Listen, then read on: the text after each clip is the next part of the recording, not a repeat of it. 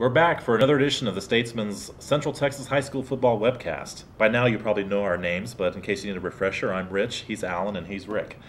Guys, let's start off by talking about last week's Class 3A games. There were a lot of big ones involving area teams. Got two very quick questions. First, how do you pronounce this last name of this, the team that Wimberley beat? Liberty Elaye.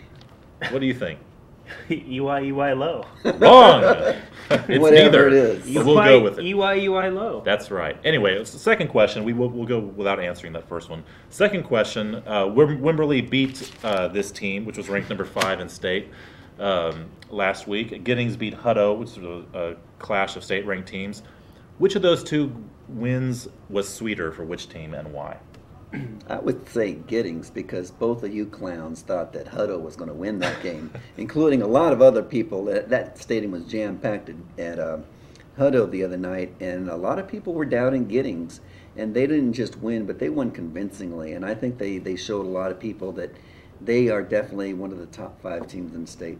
All right, I'll disagree with you just for argument's sake and say that Wimberley needed the win more than Giddings did, considering Wimberley got smoked by Giddings early on. I'm assuming they lost a lot of confidence after last year's undefeated season, and they needed a victory bad. This was a statement game for them.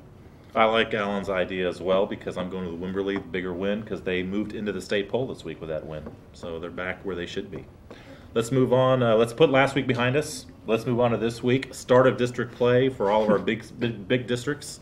14 5A starts, 25 5A starts. In particular, those two districts, if we had to do it all over again when we made our preseason predictions with start district play, who wins those two districts?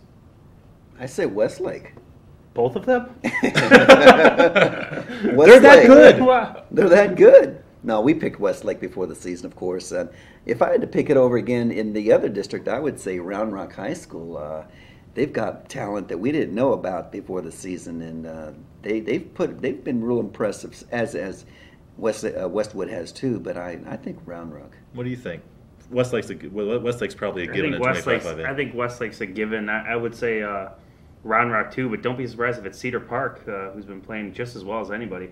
So yeah, we're ignoring Westwood. We're ignoring Stony Point. I'm not convinced about Westwood. And guess what? We're ignoring Leander and Pflugerville. What's up with that? And that's usually the game of the year, Leander Pflugerville, and they're playing this week. Yeah, I'm going to stick with Leander until someone beats them, which may be this week.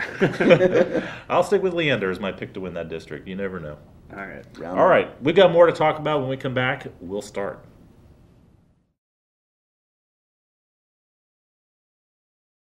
Well, guys, let's give out some game balls, name our player of the week. In Tuesday's paper, we'll publish that our player of the week this week is Cedar Park running back Tyler Smith. 227 yards, 4 touchdowns, and a 31-28 win over Shoemaker. A good win for Cedar Park. The 227 yards is the 3rd best single game performance in Central Texas this year, rushing. Not bad. Not Cedar bad. Park's got a lot of talent. That's what I hear. Who's your game ball going to, I'm Rick? going with the St. Michael's quarterback, Patrick McGettigan. He threw for 215 yards, 4 touchdowns.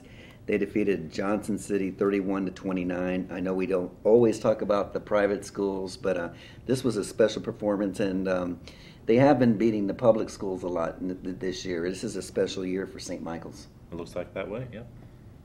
I'm going with Round Rock's Brent Hotard.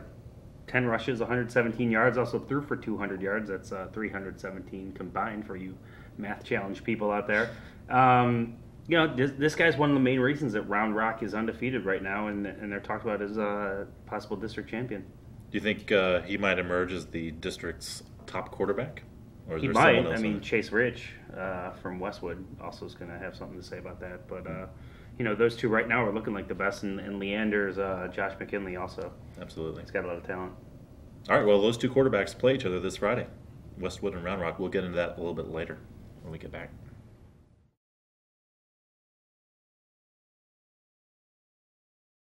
Welcome back to our Central Texas football forecast for the week. We have 2 gentlemen here that are going to serve as our special guest stars. From McCallum High School, we have inside linebacker Daniel McElrath and cornerback wide receiver Eric Brower. Gentlemen, thank you very much for being here. I know it's been short notice, but I'll start with you. The first game, well, the game this weekend, I guess is Thursday. Yes, sir. You've got Reagan. Traditionally, they've been a pretty tough team, but you've had their number in the last few years. What kind of game do you expect from them? Well, they went into overtime with Johnston the week before we played Johnston. It was a close game. So after our run over Johnston, I think it's going to be a pretty easy one. But we can't look over it too much because if we do that, we could get ourselves in trouble. Yeah, they've had some athletes, but they've also had trouble winning games. Eric, same question. When you go into a game that you know you're supposed to win, how do you maintain your concentration that you only want to think about that game? Basically, we just take one game at a time, stay focused, and do the best that we can, one play at a time, one down at a time, and go from there. Yeah, Eric, the last 2 years, McCallum has gone in one district without losing a game 2 years in a row, and you're off to a 2-0 start this year. Right. What is it about McCallum that you guys have been so successful in football? Well, I think we come together as a family. I think we've grown up together playing same Little League teams, and we understand each other a lot. We play really well as a team, and just go out there and do our best, and that's all we can do. Daniel, the district looks a little bit harder this year because of the addition of 3 teams, Crockett, Manor, Elgin.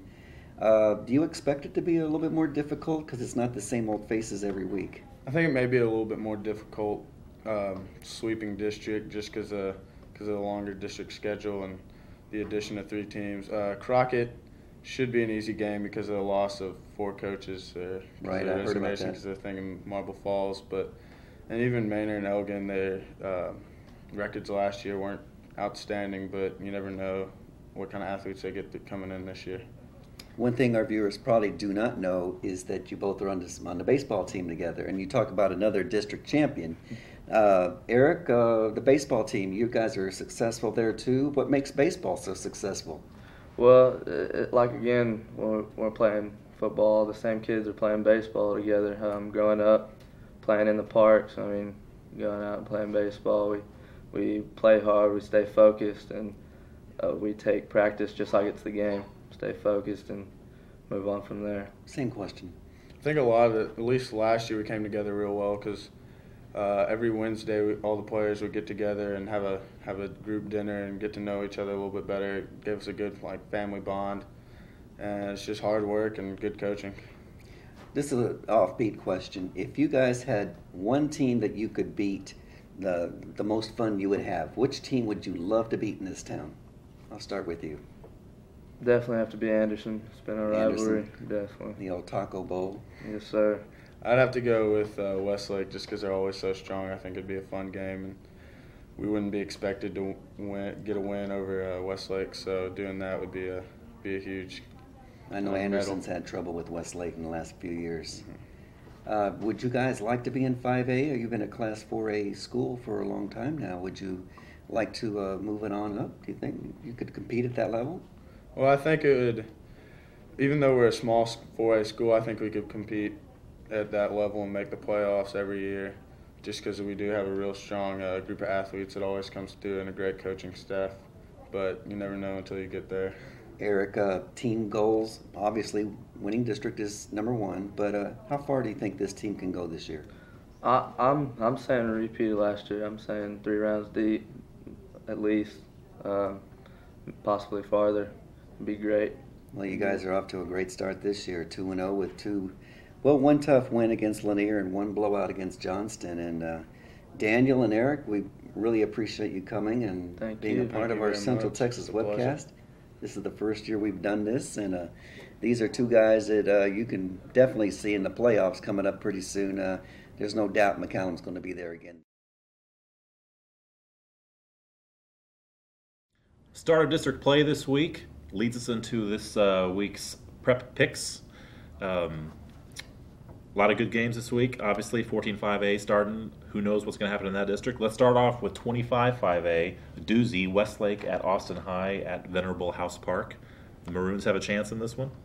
Oh, I definitely have a chance, especially considering Westlake is going to have to account for the fact that there's no Matt Nader anymore. I mean, that's going to affect their offense. That being said, I pick Westlake big.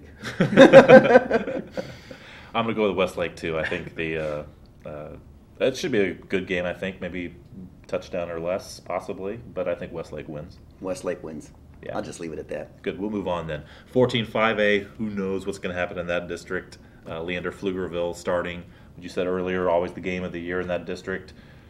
Battle of the cellar dwellers right now. Who do you guys like in that game? I like Leander. Leander is a better football team right now. Pflugerville has had better teams in the past, but Liberty Hill's just got a better overall team right now, and they've got the weapons at quarterback. They got a better defense. It'll be a good game because they always play close, but Leander will win. I'm going to go with Leander, too. Their losses have been quality losses, I guess. They've lost to A&M Consolidated and Bryan, two pretty good teams. So is Pflugerville. So has Pflugerville. Then here we go. I'm going to go with Leander. How about you? I'm going to go with Leander, too, just because then you guys can't make up a game on me. Just kidding. No, I really think Leander right now has a little bit more talent than Pflugerville. Pflugerville's a little bit down, and I think that, I don't know, I'm questioning if they're even going to make the playoffs this year right now. So I'm going with Leander. All right, there we go. Let's move on to what might be the game of the week in that district. Round Rock at Westwood at the Palace. Great offenses, great defenses, great coaches, great teams. How's that shake out?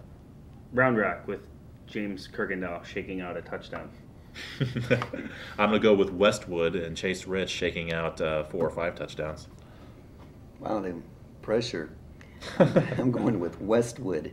Chase Rich, Andy Stockberger, they've really put it on this year. One of the surprise teams as far as being unbeaten. That's going to be the game of the week probably, and it could go either way, but I'm leaning towards Westwood. Stockberger had more than 200 yards rushing last week. He should have been our player of the week. Let's move back to the 3A ranks. We started off talking with the big games last week. We've got another great one this week. Non-district affair this year with Liberty Hill and Wimberley. These guys are former district rivals. Now they're just rivals. Game being played at Wimberley. Battle of 2 state-ranked teams. They're both tied for 9th, I think, in state this week. What do you guys think? I'm going with Wimberley. Wimberley had that great win last week, and they're hot right now. They got off to a slow start, and I think the home field advantage means a little bit in high school football, and they'll have the big crowd, and they're just playing better right now. I think when you're talking Wimberley, home field advantage means a lot, and that's why I'm picking with Texans this week. I'm going to go with defense is the reason why. I know they lost a lot from last year, but they showed me a lot last week in beating this team. Good old Liberty. Good old Liberty. Liberty Ease. I'm going to go with Wimberley. And you were at the Liberty Hill game. I'm going with Wimberley, yeah. You were at the Liberty Hill game last week. Almost saw them upset number 1 Cuero. Does that affect your pick this week? It doesn't. That game doesn't affect my pick this week. The fact that Wimberley let every Giddings player score a touchdown, a rushing touchdown in that first week, kind of makes me think that they're going to have trouble stopping another running team. So I'm going to go with Liberty Hill on this one in a, I guess, mild upset if you want to say, but not really. Sounds like great logic. I almost wish I could take my pick back, but I won't. I'll stick with Wimberley. So you guys out there, get online.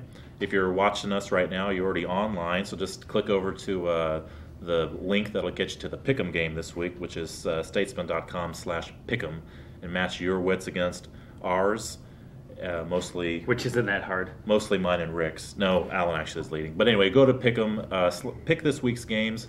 If you win, come out on top, we'll use you in the paper on Thursdays as our guest picker on our 5th slot in our staff picket box. So get online and make the picks. We'll see you next week. That's quite an honor. Yeah.